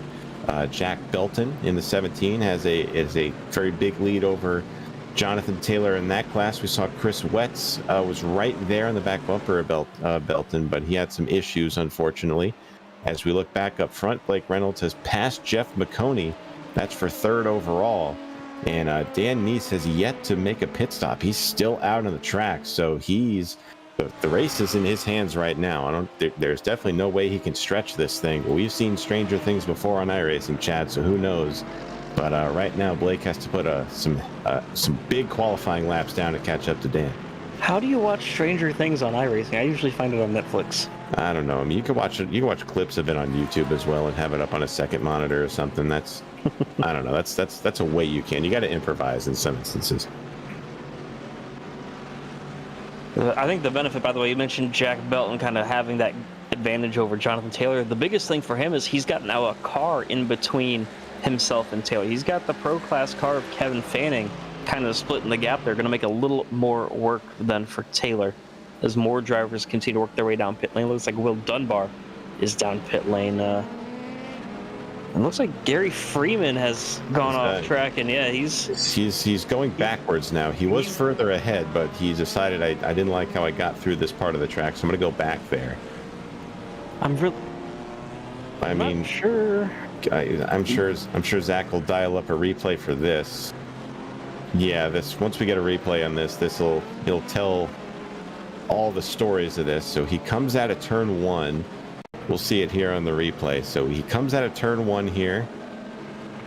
This was the previous lap, I believe. No, he clips the grass there. We've seen so many guys in this race, Chad, just clip the grass barely, and that's all you need on iRacing. These cars hate the grass, and they just lose everything and go off the track and ruin your lap. So that was another instance there for Gary. So unfortunate race for him. That's happened to him a couple of times, and that'll mire him back in 35th overall. Looks like we've got a couple more drivers that have disconnected. Bronson Stafford was not having a great day, and he has finally disconnected from the server, so he's going to finish down, I think, in the 29th position here. Right, Maskowitz on the pit road. Yeah, so definitely going to be fun to watch these guys as they continue. This is McConey down pit road as well, and he's down, and he's going to be taking longer stop than I would have expected. We'll have to see what the stopwatch does at the end of it. I don't know. 19.1 on the stop. That's compared to, say, 10.4 for Blake Reynolds on his last stop. Maybe he put more fuel in it than the rest of these guys did. We'll have to see there. But right out here, the last guy who needs to pit, I believe, is in second place right now, Lance Nasir in the 007.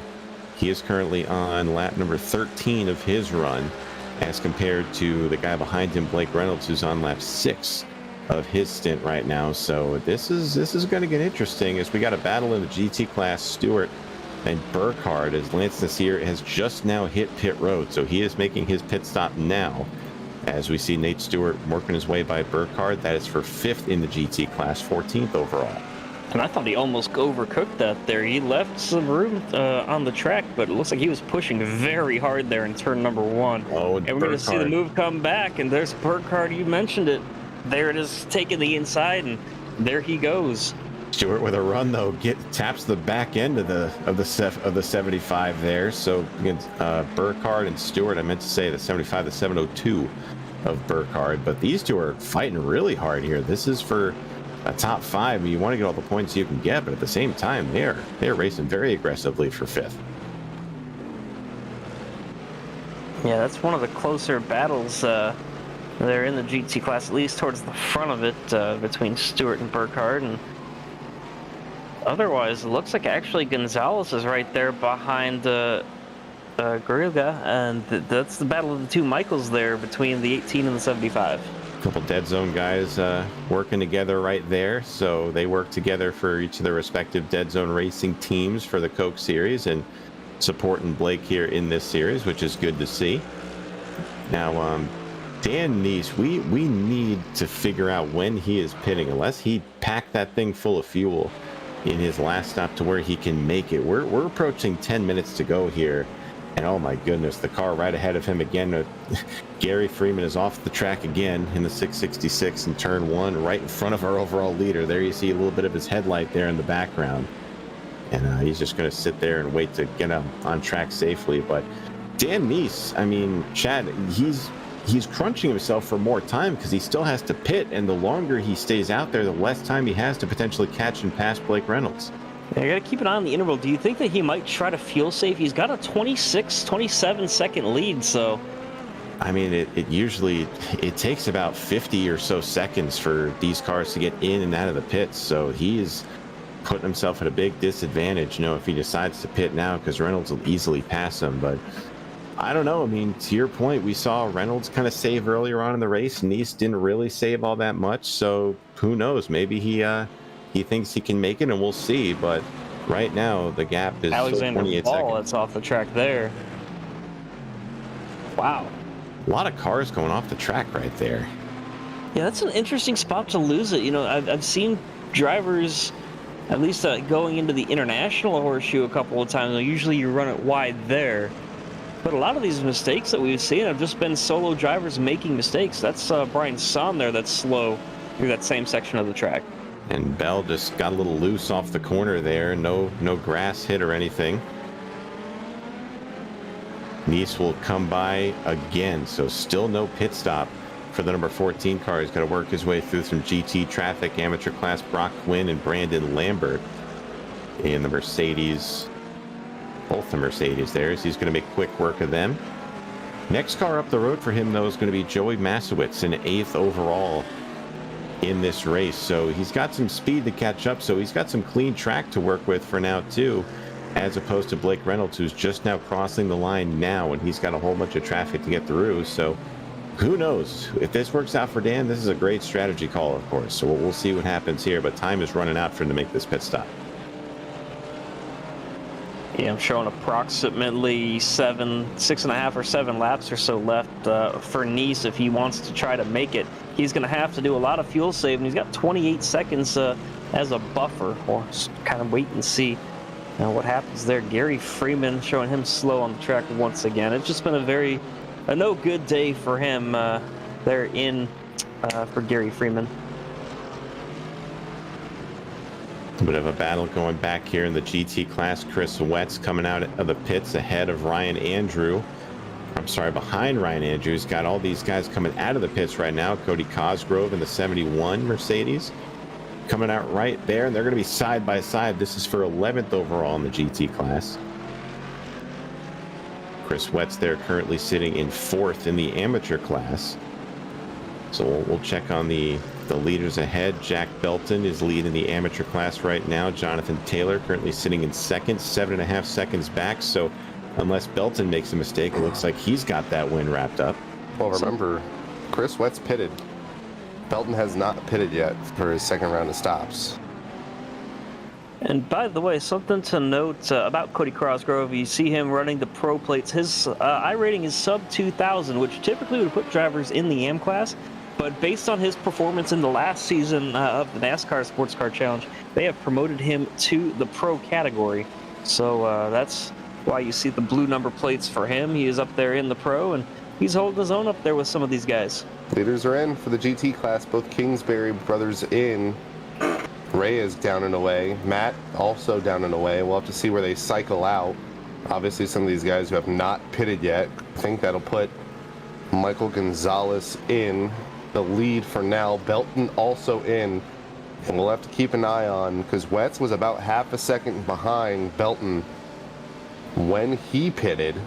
By the way, just a minute ago, we had an incident between Lowry and Andrew. That's the GT3 and a prototype. They both were trying to go side by side into the bus stop, and both of them ended up going off the track. I don't think there was any contact between the two, but looks like both of them got back underway, and now Ryan Andrew going to work his way down the pit lane. Dan Neese is coming in, so our overall leader making his way onto pit road right now, and he has a 30-second gap to Blake Reynolds, so will it be enough? Blake Reynolds just coming out of the chicane now on the backstretch. Neese has to go all the way down pit road, get service, and then come all the way out again, so I don't see how he keeps this lead.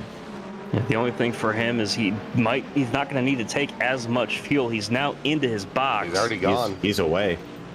It's going to be close. The thing is, he's got a long way to go to get down to the... I think that Blake Reynolds has this at the moment. I don't know. Let's It's see. going to be tight. He's at the exit now. They got Here traffic. comes Blake. Oh, he's got it. Oh, there it is. Wow. Just ahead. Wow. The strategy from Neese might give him the win. He's got some work to do to try to hold off Blake Reynolds, though. He's got 5 minutes left to do it. And that 5 minutes is going to feel like an eternity for Dan when Blake is running him down. But big props for Dan to play the strategy right. And he got in and out of pit lane in a total of 38 seconds.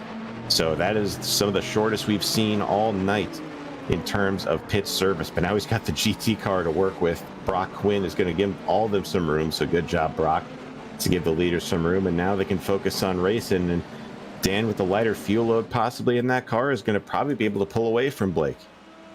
Both the pit lane time and the stop time was 3.3 seconds the difference between the two drivers, Neese and Reynolds. So Here we that's go. all the difference between the two. And going into the bus stop, Blake stays in line. That'd be a desperate move. You might see that in another lap or two, but at this point in the race, he's just going to try to hold on and try to wait for a better opportunity. Reynolds should have the slingshot here and going into NASCAR turn 4. So if he wants it, he can definitely have it coming to the line. But right now, Neese doing everything he can to not only maybe break the draft. Here comes Reynolds to the right side. And I think that's going to be all she wrote unless Neese can fight on this inside line. New leader once again, that number 66 of Reynolds. Here comes Neese. Packs it into turn 1, has that preferred groove. They're going to be side by side into the road course. A little wide there from Reynolds, and he's going to have to slip back into second. Diving now into the International Horseshoe. Can Neese continue to hold him off? He is doing so for now as they leave the Horseshoe and now going towards the West Horseshoe. And Neese just keeping that bottom protected for him. That's what he has to do to keep Blake Reynolds behind him. It's so tough to pass, especially around the outside of the corners here. So he's got to do his best to find a way to play the best defense he's played in a while. And at this racetrack, to keep Blake Reynolds behind him, it's not an easy task because Reynolds gets a great exit onto the NASCAR circuit. He's going to get up to the banking. And right now, it's going to be who could protect their lane going into the chicane. We'll see what Dan does. But right now, Reynolds is going to have a heck of a run coming down the backstretch. You briefly saw there, Nate Stewart did pit. He was the final GT car. He was your leader. That puts Ray Kingsbury back in the lead. But here comes Reynolds. He might have the... Oh, man, Neese throws it into the bus stop. Wow. Reynolds gets a little bit loose on the rumble strips. Oh, he got loose again. That's going to set up a pretty big gap between Neese and Reynolds, almost a second gap, and we only have 2 minutes and about 15 seconds remaining, maybe 2 laps remaining. Let's see if Blake can catch back up here. He should still have the draft, though. If you're at like a second or closer, you should still have the draft, and Reynolds starting to catch a little bit. But as you mentioned, Kevin, that mistake was a big problem as Blake sends it into turn 1, trying to close that gap there. But Dan keeping it smooth right now, and that move might be the difference in this thing. I thought we saw a little bit of a slide there exiting turn 1 for Reynolds, but he's able to keep the car under him. Didn't lose any time, and now he's back into the slipstream. Full throttle now through this infield section. One of the slope cars there off to the left, that's one of the GT3s, and thankfully stays out of the way, does not impact that battle. These guys coming up on a slower LMP car that's coming up in front of them. Got a couple of GT cars as well. Alexander Ball in the amateur class, Tim Brokaw, Robert Kenny as well. So they're pretty spread out. So shouldn't be too hard to negotiate, but this will, if anything, possibly help Nice get a little bit of a slipstream while Blake does the same thing about a second behind Nice, even a little bit closer now, three quarters of a second between those two, but they pass ball down the backstretch. Tell you what, guys, these two guys are leaving everything on the tables right now. Nice is stuck behind Tim Brokaw. That's going to let Blake catch right back up, and we got a race again. Did not catch him at a good time, and this will most likely do it. White flag most likely coming. Here comes Reynolds once again. Oh, is Reynolds going to set a pick on the GT car? I think that's Robert Kenny. It is, and they're side by side once again. And we've seen this move from Reynolds before. He's able to get ahead, but could not hold the spot. A little bit of the squeeze there on Nice, and unfortunately has to tuck back in line still. But it's Nice leading Reynolds. He's got one more trip around the track to try to make a move and get something done. Can Reynolds win the race? Can Nice win the opening event of the series? We'll have to see. This is the final lap. This is 100% the final lap. Can Reynolds do it? A little bit of a bobble there by Blake in the International Horseshoe. That's not going to affect him too much. And a little bit of a traffic there. Morgan Burkhardt gets out of the way. West Horseshoe now. Nice gets a good exit there. Blake another good exit. They're going to have one more GT car of Ethan Kurtz to contend with, but this is Blake's last shot. And this was about the gap where Nice caught that GT car in the chicane. So if they catch him at the same time, it might be a good place for Reynolds to set a pick. And Gonzalez is around. He was in third in the GT class. Blocking rules very clearly defined in this series. They have pictures and diagrams and everything to tell drivers what they can and can't do. And I think Nice, he must have read those at this point because he's using all the racetrack into the horseshoe. Reynolds is right contact. on the bus stop. Reynolds is right there, almost a contact, and he's going to leave it clean. And who's going to get the launch off the corner? There's a GT car ahead. Nice tried the Max Verstappen strategy of parking the bus stop in the center, but Blake was ready for it. Here we go. Who's going to get the block out of NASCAR 4? Blake looks to the outside. I think that Blake has the run down to the stripe. Here they come for the final time. Wow. Flag is out. Close. And it's Reynolds. Blake Reynolds times it perfectly. 0.043 the difference. And it gets down to 4/100ths of a second on the final lap. Ray Kingsbury, your GT overall leader right now, negotiating the exit of the road course. He has about an 8 to 10 second lead over his brother Matt Kingsbury. Nate Stewart right now in third, and then your leader right now in the amateur class, still racing a bunch of cars around him. Jack Belton, he's currently 14th overall. Belton sitting right behind some lap traffic there. Brian Son there. He's in 28th overall. But as you said, Kevin, Belton's got a big gap between he and Chris Wetz in the M class. So barring a catastrophe for Belton, he should have this locked up. And Ray Kingsbury comes off a NASCAR turn 4 to claim his win in the GT class. Two of the three winners have been decided here so far, Reynolds and Kingsbury. You still have, though, Jack Belton working his way through the bus stop, and he's going to do so cleanly. He's got a considerable gap of about 2.5 seconds back to Chris Wetz, so he's got this in the hand. All he has to do is not run out of fuel, and he is going to have the victory as well. Tough break for Gonzalez. He's getting passed by Wetz right now, so the gap between Wetz and Belton, as Belton comes to line, he will win the amateur class, and Gonzalez is about wrecking across the line. He is wrecking across the line. Very tough last 5 minutes for Michael Gonzalez. He will finish in 17th overall, and I think that puts him 9th overall in the GT class. But you have a top three all within the same positions of each other. Jack Belton, Chris Wetz, and Jonathan Taylor, 14th, 15th, and 16th overall. They all will be separated by the same point margin. So we talked about earlier, you know, you could really gap the rest of the field if you're Alex Belton early on, or Jack Belton early on, but everyone finishes pretty close to each other there. Yeah, it's a fantastic bit of racing, and let's take a look at the final results here tonight.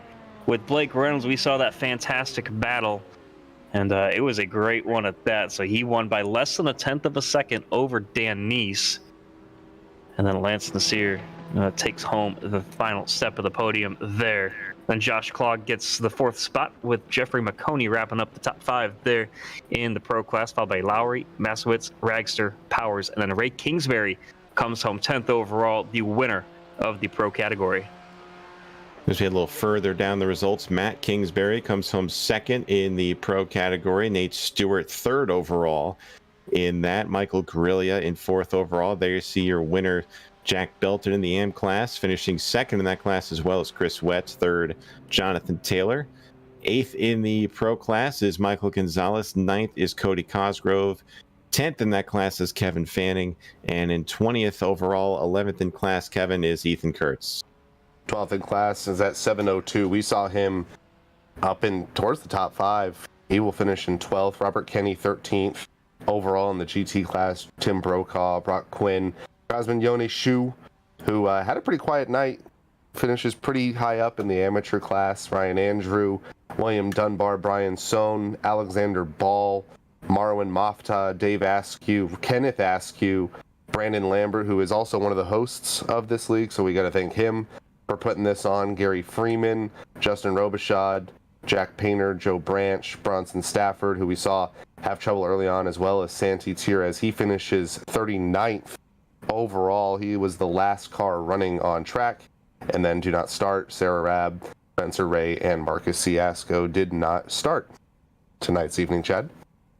Fantastic bit of racing. Let's jump into our first post-race interview of the season, joined here in the booth by Ray Kingsbury. And Ray, definitely an interesting battle there on your hands, but you ended up on top, beating out your brother by about 8 seconds.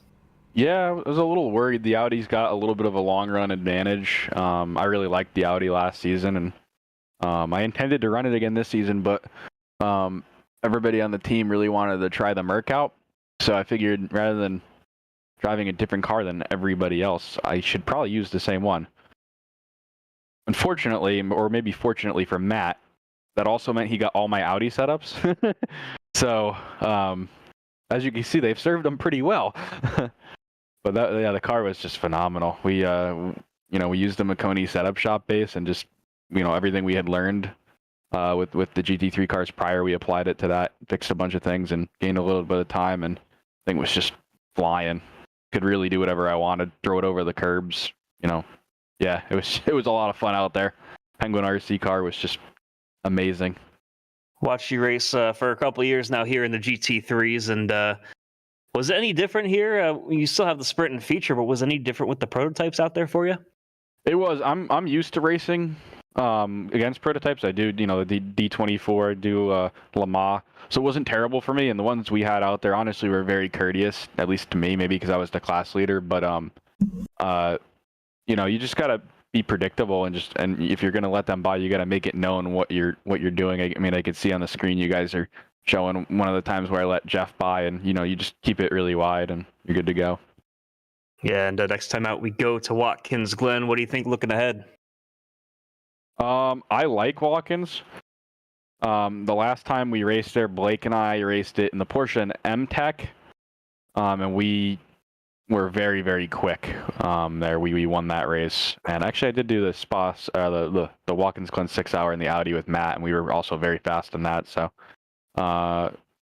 the Merc seems to handle the curves better than the Audi and the Porsche. So it seems like it's going to be pretty nice track for the Merc.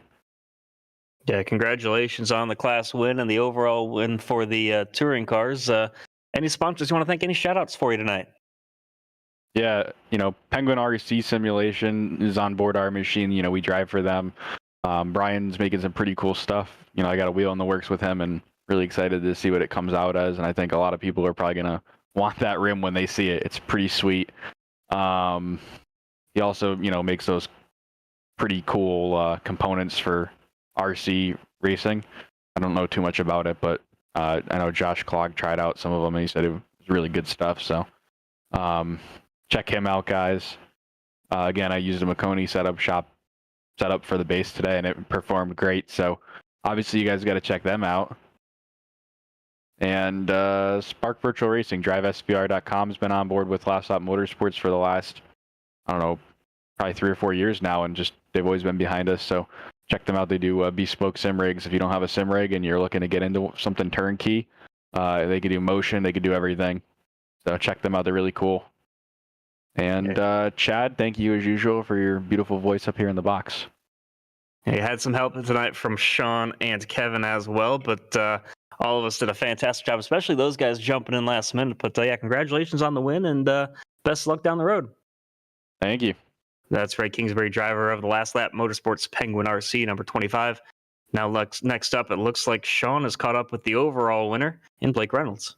Blake, big surprise. I mean, you made it interesting though at the end there, you and Dan. So pit strategy came to the forefront of this thing. So how confident were you that you got it right, seeing what Dan was doing?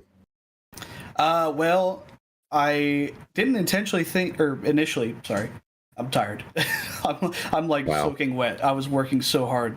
Tires were cooked there at the end, but I knew the strategy I did was probably a little better. I was going to have hot tires right when he would come out. So I was hoping to stay close to him, be in this draft, and then maybe attack him in the infield before we got in the oval. But just a little too far back, and luckily, I'm not really sure on the last lap in that bus stop.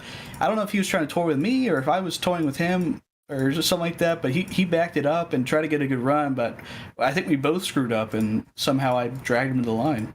I kind of thought he was trying to do the old Verstappen there to you in the bus stop, just park it and make you check up and then just power it on out of there. So, but nonetheless, you're able to keep it right on him, use the draft and pass in there. So you mentioned the tires coming out of the pits there. So was the general strategy just to fuel only it and just kind of go from there? Were you guys actually in there taking, one set of tires at the beginning, or just maybe trying to double stint them for the race? No, it was fuel only. As you know, Daytona, especially at nighttime, you can triple, quadruple, quintuple stint tires, especially in these prototypes. So I'll tell you right here, tire wear 73, both rear tires. So that's pretty all right considering it was a fresh track opening. I mean, that was like an hour, so it was about a stint and a quarter.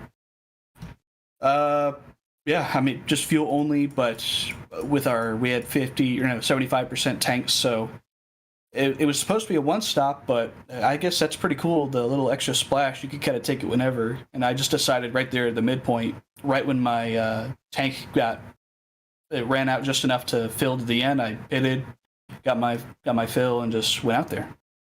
Well, nonetheless, man, you guys put on a heck of a show at the end, fighting for the lead. That was fun to watch. I mean, you mentioned you're working hard in the car, and I can see you were pretty much giving it everything you guys had there at the end, getting loose out of the horseshoes and everything. So that was fun to watch. But we asked this to Ray in his interview. We got Watkins Glen coming up, so I know you're a big fan of that track. So how confident are you heading into that race? I'm pretty confident. We're the Coke Series going there on Tuesday, so I'm obviously racing that a lot. But we have an extra shoe to run at that layout that we're going to run at. So I have ran in the past in the Majors Team Endurance Championship there, and we won. So I'm looking forward to it. It's a track with a lot of elevation change. It's kind of narrow, but at the same time, it's pretty good for multi-class. So I'm looking forward to it, and I'm hoping we have the same field here today. It was pretty good in the prototypes. Not too many people were upset. Obviously, we have some stuff to work on. New league, these things happen, But yeah, I think that's it, Sean. Yeah. Sean and Kevin and Chad and Zach. Mm-hmm. What a booth. What a booth. And Zach was dragging us all in here one by one. So no, I'm just kidding. We all kind of came on in here, helped Chad out. He was sitting all by himself for a bit, so we thought we'd lend him a hand. But Blake, like I said, did a hell of a job, won the race. So 1 for 1 here, looking to make it 2 for 2 next time. So great showing by you guys, and best of luck next time at Watkins Glen. Yeah, thank you, Sean. And I'll just thank Penguin RC real quick for title sponsorship and obviously letting me run for their team. Shout out to Lance Nasir. He ran out of gas crossing the line. So how was Lance during the race? I mean, we were curious about him. Just a couple, like what Lance does. So he was pretty good. He short-filled it really hard, and he ran out crossing the line, like I said. But he got 3rd place. That's pretty good for our prototype team. There you go. So good showing for the team, 1 and 3 overall. So not too shabby. We'll look forward to seeing you guys at Watkins Glen. And Chad, we'll send it back to you. Yep. Thanks, guys. Thanks, Blake. This was Blake Reynolds, the overall winner in the 66-1. Final interview on the night. Joining us from all the way across the pond. I guess he's probably ready to go to bed at this point. Jack, Man, congratulations on the win. Thank you, Chad. It feels good, buddy.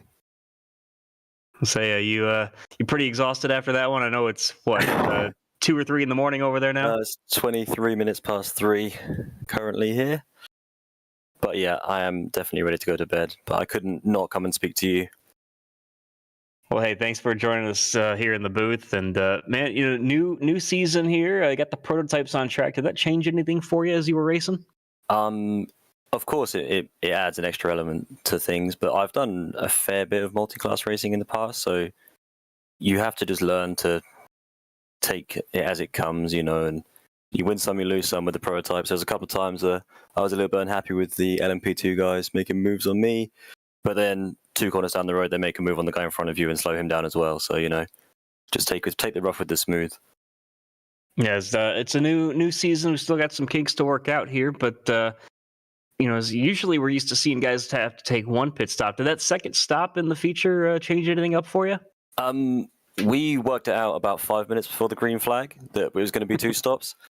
So yeah, obviously again it added an extra element, but by the time we got to that, because obviously it was right at the very end of the race, it was fairly calm, mostly quite settled.